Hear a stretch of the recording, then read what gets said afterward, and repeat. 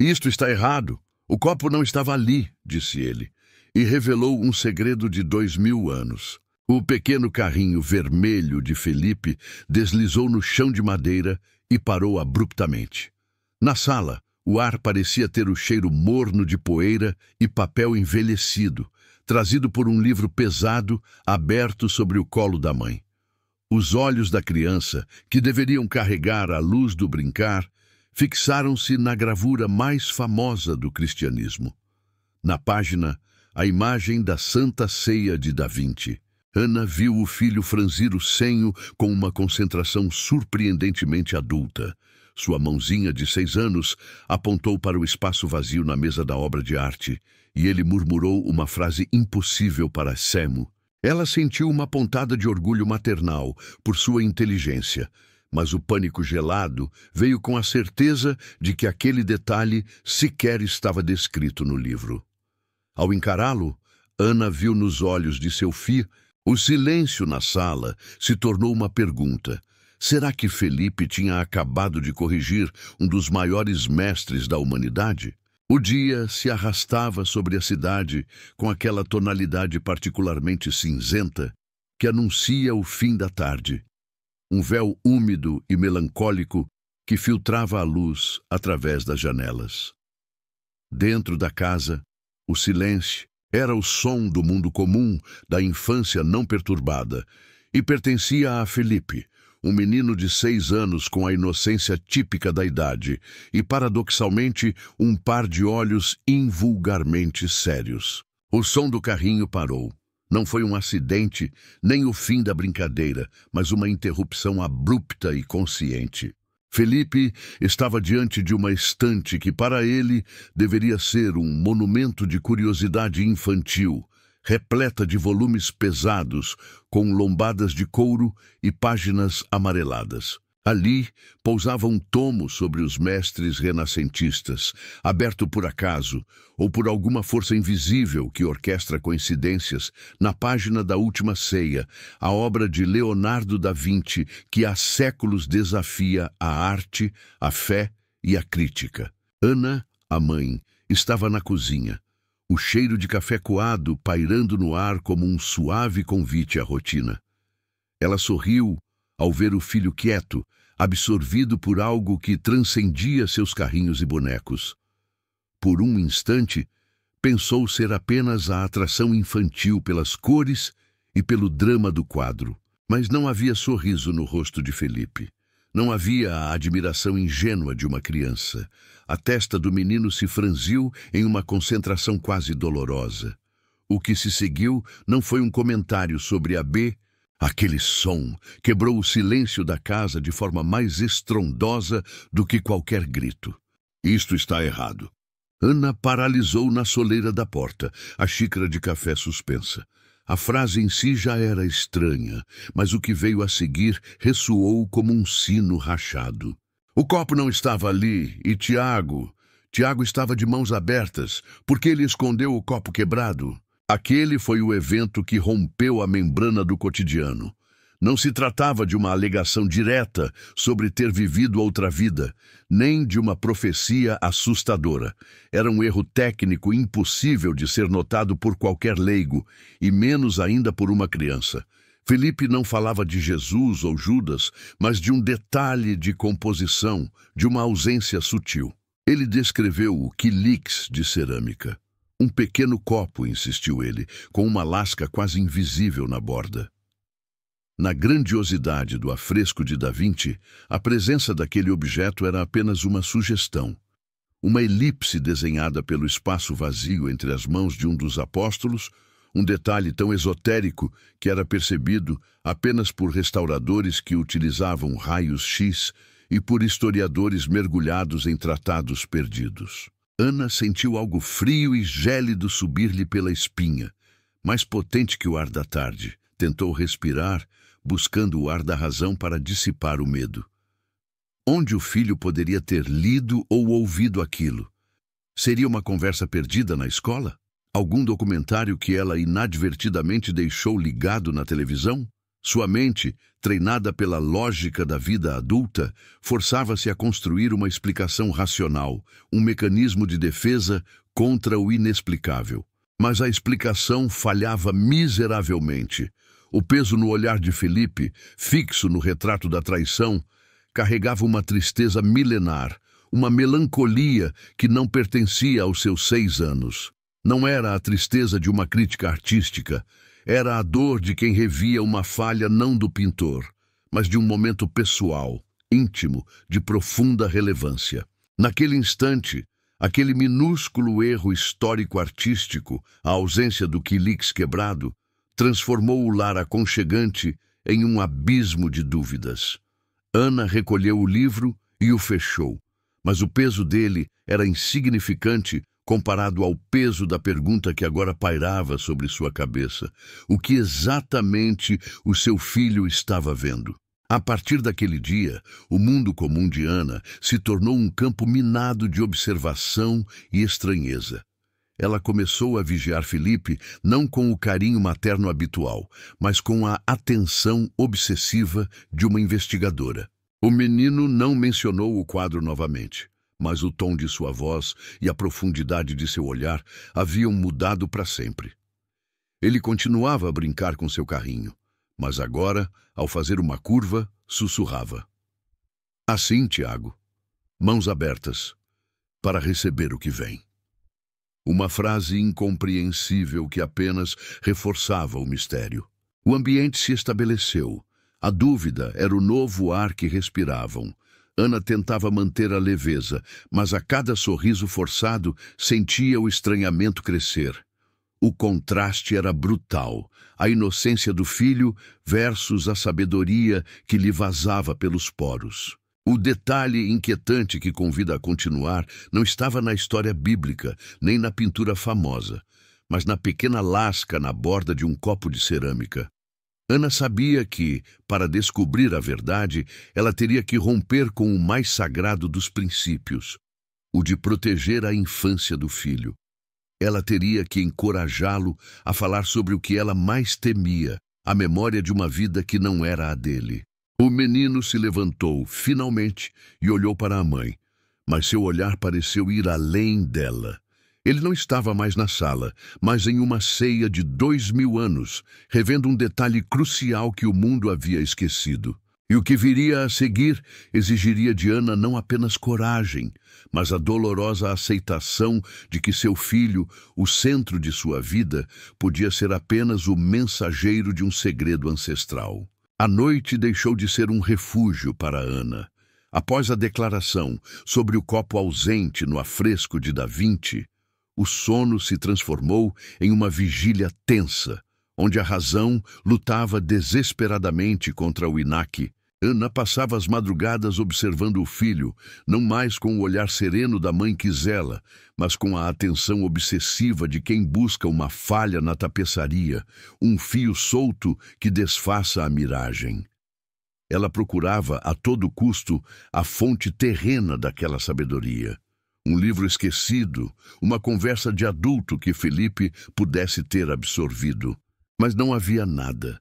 A verdade, contudo, vazava do menino no centro da experiência de formas cada vez mais complexas e vívidas. Aos poucos, Felipe deixou de apenas comentar sobre a famosa pintura e começou a discorrer sobre o que ele chamava de antes. Não eram apenas frases. Eram pequenas provas concretas forjadas em cheiros. O gosto do vinho forte e azedo, muito diferente do suco adoçado que a mãe lhe servia.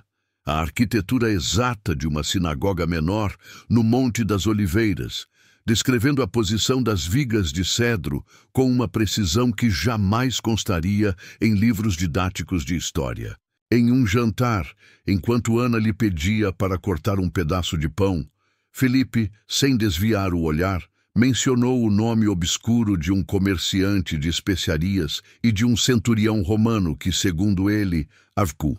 Eram nomes que apenas um historiador especializado reconheceria em notas de rodapé de tratados antigos e em arquivos de escavações. detalhes que a internet não entregaria facilmente e que uma criança de 6 anos jamais deveria sequer ter ouvido.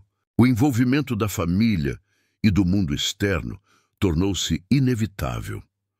Ana tentou se calar, manter o segredo como um tesouro aterrorizante, mas o peso era insuportável.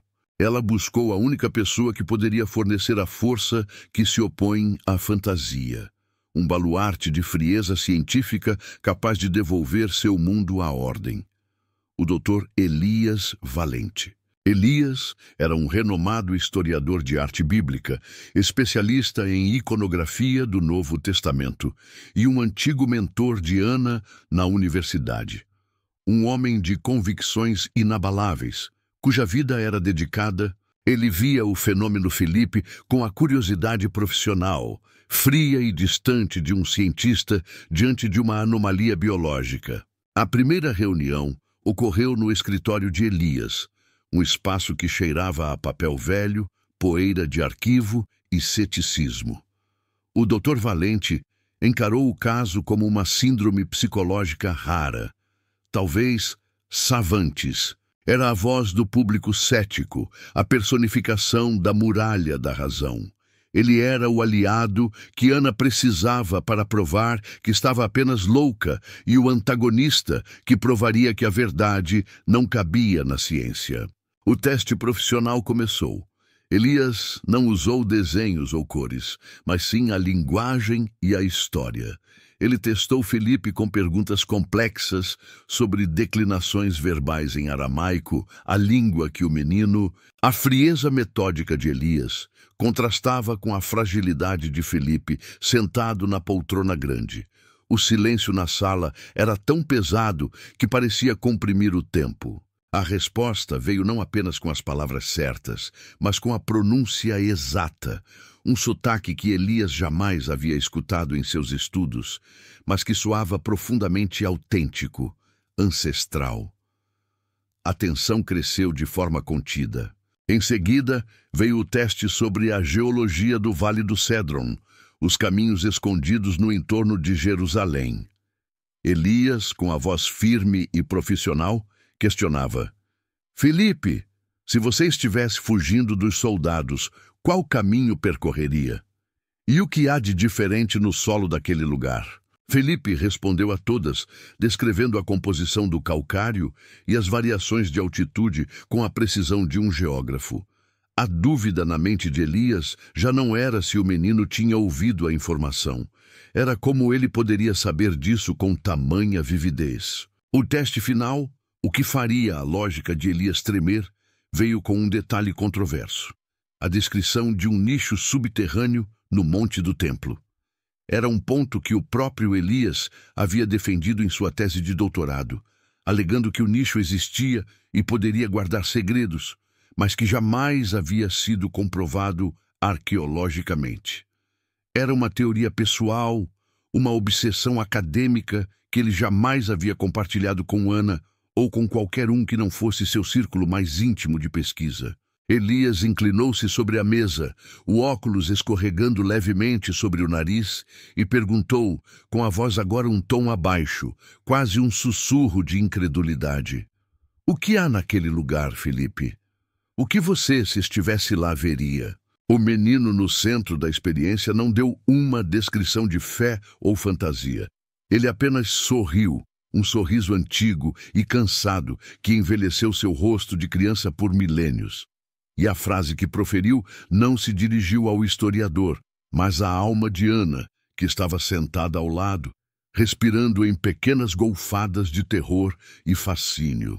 O pergaminho está lá, atrás da pedra quebrada. Ele nunca escondeu nada que não fosse a sua própria humanidade. A tensão se tornou física.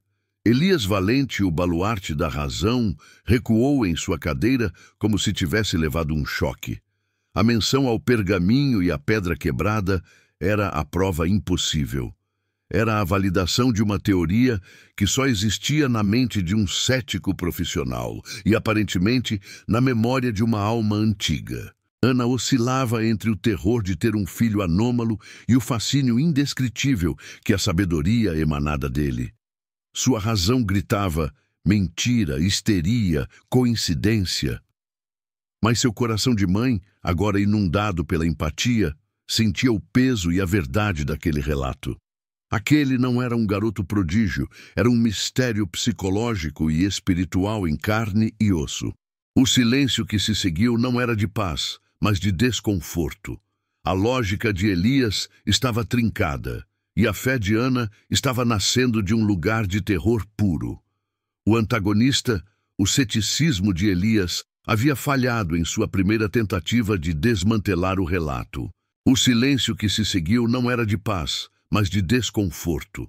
A lógica de Elias estava trincada, e a fé de Ana estava nascendo de um lugar de terror puro.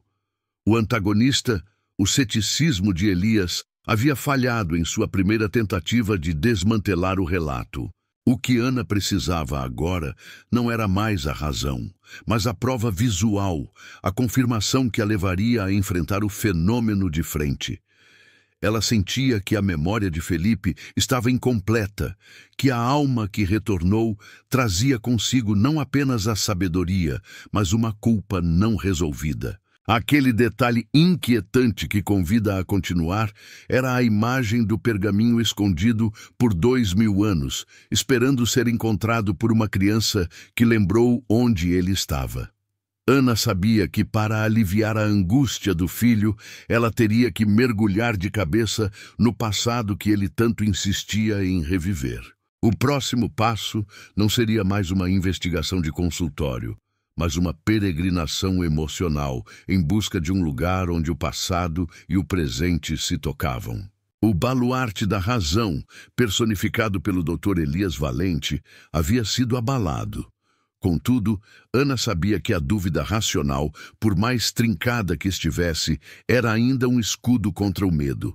O verdadeiro terror seria ver a lógica se romper completamente, o momento em que a última barreira entre o visível e o sentido ruiria. Foi uma decisão instintiva, guiada pela desesperada necessidade de consolo e de prova, que a levou a um museu no sul do país. Ana precisava de um confronto tático, de um local onde a memória de Felipe pudesse ser testada por uma réplica física, tridimensional da última ceia. Ela queria colocar o menino no centro da experiência, diante da versão em escala real do famoso afresco, esperando que a frieza do gesso e da tinta esmagasse a fantasia. Chegaram ao salão, sob a luz difusa de holofotes discretos que banhavam a réplica em um crepúsculo artificial. O silêncio do museu era quase sacro, pontuado apenas pelo eco suave dos passos. Felipe não correu. Ele não sorriu. Ele caminhou lentamente, como se estivesse reconhecendo um lugar onde já havia estado, mas que agora parecia estranhamente adulterado.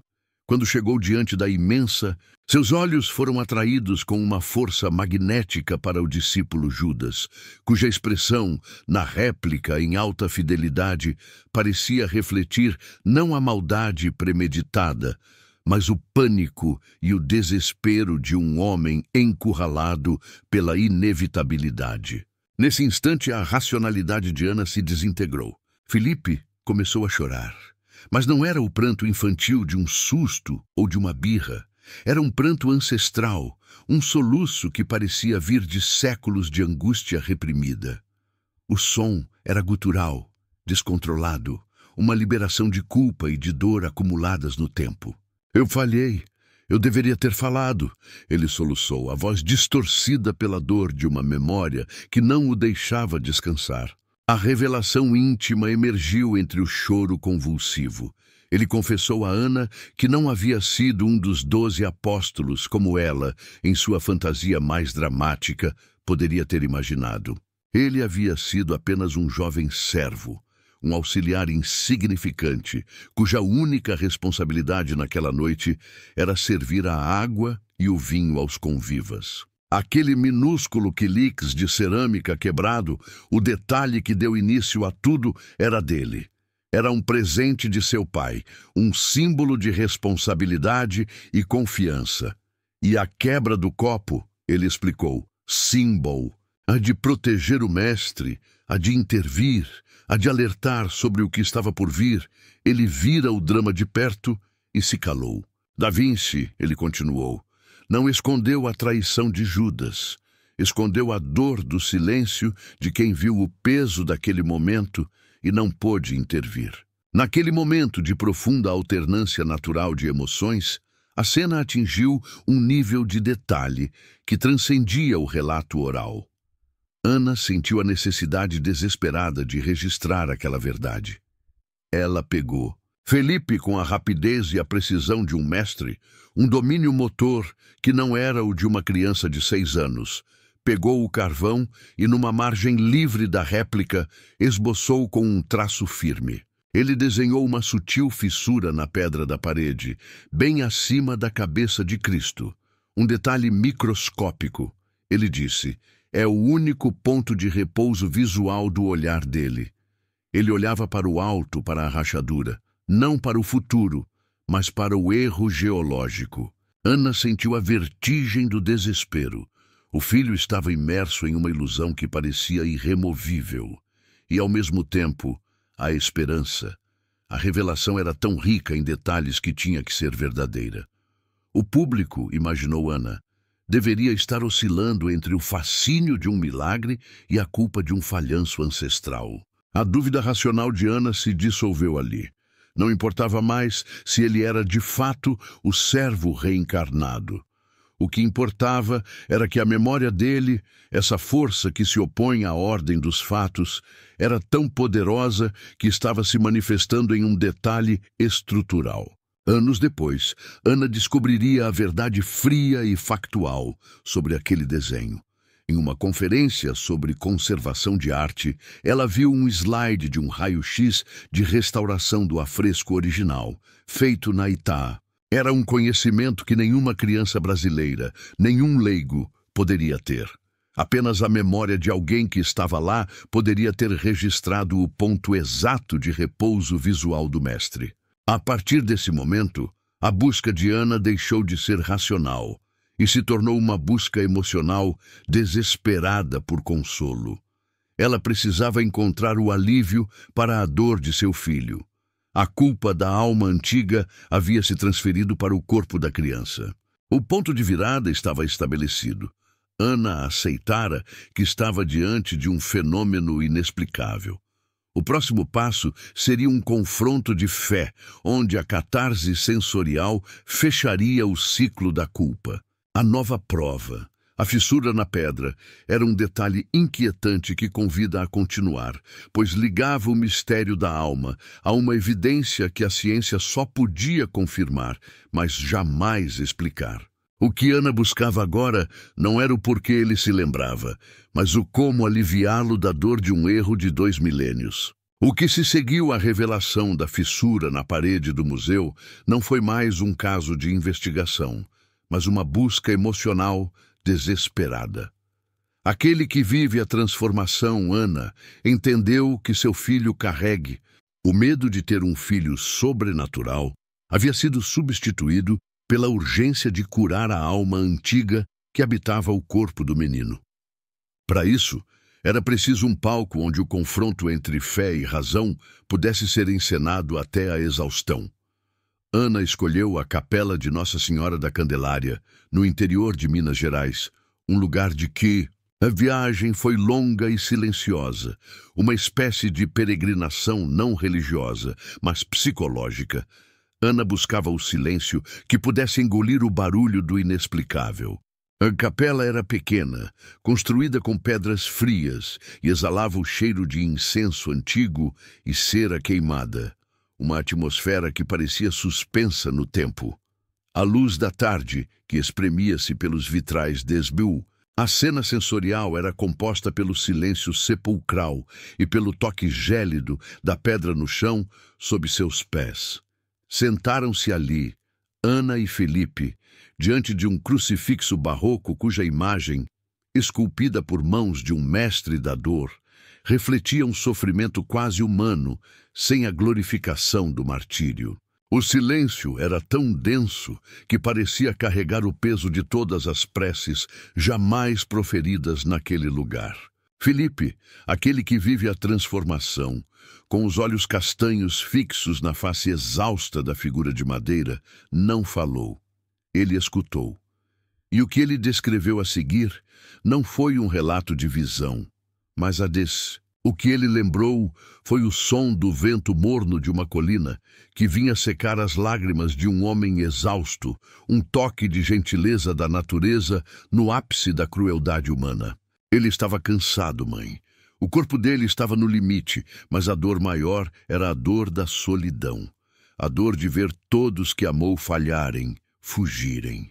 Ana sentia as emoções subindo e descendo em ondas rápidas. Alívio por Felipe estar falando, tensão pela intensidade do relato e medo do que viria a seguir. Era o momento de maior tensão emocional onde o divino se encontrava com a fragilidade humana. Então veio o segredo inquestionável, a chave que finalmente libertaria a alma da culpa. Felipe, em um sussurro que mal quebrou o silêncio da nave, fez a revelação. Eu estava na multidão, escondido. Eu não fugi com os outros, mas também não fui capaz de me aproximar, de intervir. Eu estava encolhido de medo, vendo o meu copo quebrado em minhas mãos. A promessa que eu não pude cumprir, mas ele me viu. A voz do menino embargou. Ele ergueu a mãozinha e apontou para o rosto do crucifixo. Ele me reconheceu, não como um discípulo, nem como servo. Não como um falho, me reconheceu como alguém que precisava de perdão por estar ali e não ter ajudado. E ele sorriu. O sorriso não era o sorriso da promessa da ressurreição ou da glória divina. Era o sorriso da simples fraqueza humana, a aceitação de que o medo é inerente à natureza da carne. O peso daquela memória era o peso da culpa não resolvida por 2 milênios, e naquele momento, sob o cheiro de incenso e a luz filtrada, a culpa se desfez. Ana sentiu a liberação emocional percorrer seu corpo, não como um grito, mas como um calor que subia do chão frio. O confronto interno entre a lógica adulta e a evidência inegável de sua experiência não era sobre reencarnação, nem sobre teologia. Era sobre o amor e a culpa, que podem transcender o tempo e retornar para serem finalmente aceitos. Felipe, então, fez um pequeno gesto, um toque simbólico de aceitação. Ele fechou os olhos e tocou o chão de pedra fria da capela com a ponta dos dedos, como se estivesse ancorando a memória no present. O olhar antigo que ela tanto temia foi substituído por uma expressão de paz quase infantil. A tensão atingiu o pico e se transformou em reverência. Ana percebeu que sua missão ali não era provar nada ao mundo, mas resgatar seu filho da angústia ancestral. Aquele momento de paz, conquistado e, alma que retornou havia encontrado o seu alívio, e agora ela poderia talvez voltar a ser apenas uma criança. O mistério não havia sido desvendado pela ciência, mas dissolvido pela empatia e pela aceitação do drama humano. Restava apenas o retorno ao mundo e o silêncio final. O silêncio da capela, saturado de incenso e aceitação, marcou o fim da jornada mais intensa de Ana. A resolução do conflito não viria, como ela havia temido, através de diagnósticos médicos ou de manchetes sensacionalistas, mas pela via mais sutil e profunda, a da transformação interna. Dr. Elias Valente, a força que se opõe, o baluarte da razão, havia sido silenciado não pelo misticismo, mas pelos fatos verificáveis. Sua lógica implacável não podia explicar o conhecimento exato do N. O golpe final em seu ceticismo veio quando um pergaminho da época, que casualmente foi descoberto por terceiros no Oriente Médio, confirmou os detalhes exatos que Felipe havia mencionado sobre o local de repouso dos textos. Diante do inegável, Elias não pôde sustentar o argumento da fraude ou da coincidência. Ele publicou um ensaio acadêmico que soava ambíguo, admitindo que alguns eventos resistem ao modelo newtoniano da história e da memória. O ceticismo, o antagonista da história, havia sido transformado em reverência cautelosa, e Elias tornou-se um buscador silencioso. Felipe, o menino no centro da experiência, libertou-se gradualmente do peso da memória. O olhar antigo, pesado de angústia e milênios, foi substituído pela luz leve e efervescente da curiosidade típica de um garoto de 6 anos. Ele voltou a brincar com seus carrinhos, mas agora havia uma diferença. Ele demonstrava uma sabedoria silenciosa, uma empatia incomum para a idade, como se as lições do passado o tivessem moldado em um ser humano mais gentil e completo no presente. O antigo eu se transformou em uma voz de consciência. Ana guardou o único fragmento físico daquela extraordinária aventura, o esboço a carvão da fissura na parede. Aquele pequeno traço era a evidência que a ligava ao mistério. Ela não compreendia o como, a mecânica da alma e do tempo, mas aceitava o quê. O mais importante era que seu filho havia encontrado a paz. Mãe e filho encontraram a paz na aceitação da jornada. Ana sentia a redenção do servo que havia se calado, e a maternidade se tornou um ato de profunda reconciliação. Ela, agora, olhava para a réplica da última ceia com outros olhos. Não via uma obra de arte sacra, mas um retrato de homens falhos, sentados em volta de um mestre que estava ali não para o milagre, mas para a partilha simples e humana de uma refeição. A lição, pensava ela, era que o segredo de Da Vinci não estava em esconder, mas em revelar o que há de mais frágil e humano no divino. O amor venceu o medo. O mistério do copo quebrado e o sorriso cansado de Cristo permaneceram na memória da família como uma pergunta poética. A aceitação trouxe alívio, mas não a certeza absoluta. Ana, ao fim de tudo, entendia. A verdade, por vezes, não está nos evangelhos oficiais, nem nas investigações acadêmicas. Ela está no olhar sincero de uma criança que, por um tempo, carregou o peso de uma falha de 2000 anos. A maior revelação não foi a de um segredo artístico ou histórico, mas a de que a conexão humana e o perdão transcendem a barreira da morte. O menino de 6 anos se tornou a prova viva de que a vida é uma continuidade e que, no final, somos todos servos, testemunhas de um drama maior. Restou apenas a certeza, envolta em melancolia e esperança, de que a verdade por vezes se esconde no silêncio e é contada pelo olhar cansado de uma criança que viu a face mais humana do que era divino e que finalmente pôde descansar.